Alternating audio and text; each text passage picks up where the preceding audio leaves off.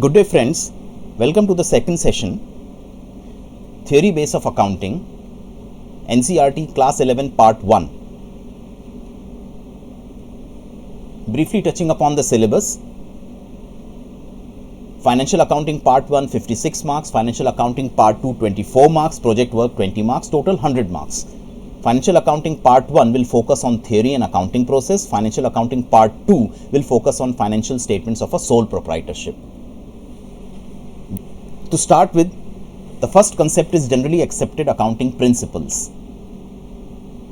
Accounting principles, rules, concepts or conventions are the guiding principles which guide accountants while doing accounting.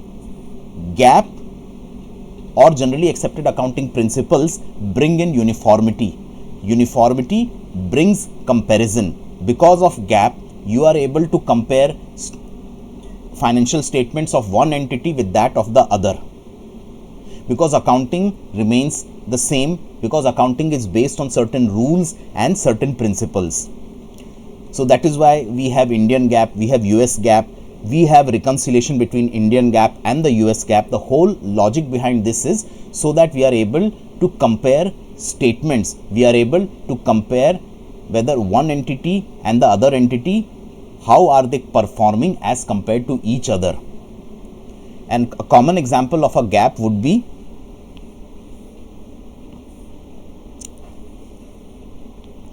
for example, cost concept while doing GAAP accounting. Cost means everything is measured at cost at which it was originally purchased.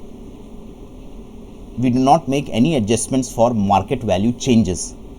So at any point in time, whenever you purchase an asset and it gets recorded in books of accounts, you can always go back and check the voucher and the supportings, and you will be able to get comfort out of the same. There is no subjectivity involved. It's all objectively based on costs. It has its own limitations. It does not capture market value changes. So if you see a balance sheet and you see a land which was purchased 10 years ago and compare it with the cost of the land now, there will be a big variance. To that extent, you have to make adjustments in the balance sheet to get a true picture. Secondly, there are certain principles and rules which are probably followed as a convention, and over a period of time these conventions gained acceptance because of their ease of usage and the correctness which it will reflect. So they also generally get incorporated in your GAAP or generally accepted accounting principles. Now with this brief understanding of GAAP, let us move over to the next step, accounting concepts. There are 14 accounting concepts. The first accounting concept is business entity. A business entity is different from the business owner. The transactions of the business entity are recorded in the books of accounts of the business, but the personal transactions of the business owner do not get recorded in the books of accounts of the business. For example, purchases done by a business will be accounted in business books of accounts. Money withdrawn by the owner from the business will get accounted in the books of accounts of the business.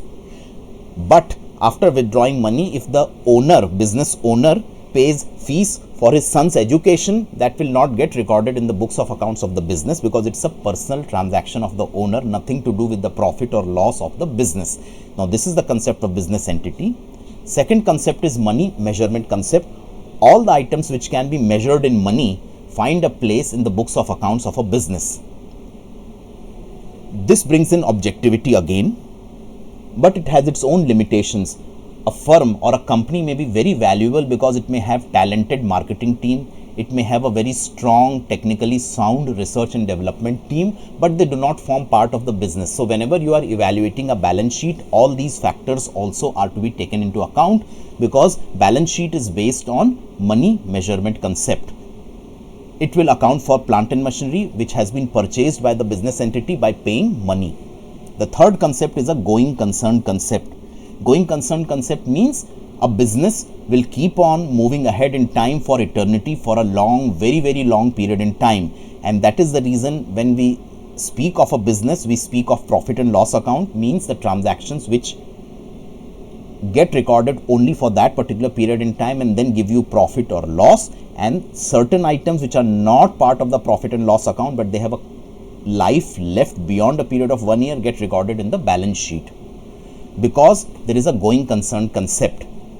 The concern is going to move to next year also, and that is the reason which assets which do not get consumed in that particular year are moved over to the next year. I purchase a plant and machinery, I use the plant and machinery and produce materials, sell the materials, make profit. But part of the machinery, a large part of the machinery is unused. It can be used later on also. It moves over to next year, forming part of the balance sheet assets side. Now that is the concept of going concern, and it helps me account. The fourth important concept is the accounting period concept. Business keeps on moving, or a business entity keeps on moving for eternity, for very long period in time, but we need to break these very long periods of time into small accounting periods so as to judge how the business is performing. That accounting period may be a period of 1 year, it can be a period of 3 months also. Listed entity as per Indian laws are supposed to give their quarterly results, so the accounting period here becomes 3 months or a quarter.